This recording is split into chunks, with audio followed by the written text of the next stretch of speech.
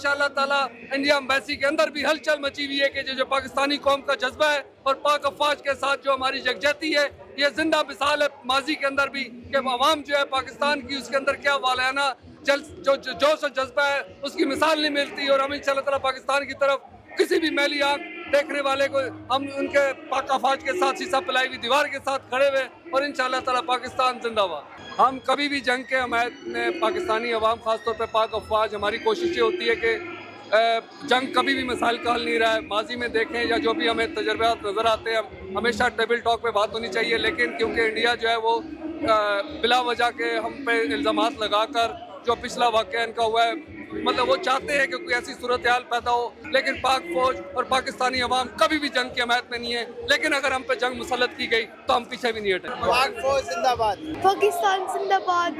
I'm saying this towards India. We want peace, we don't want war. You guys have children, we don't want war, so we want peace.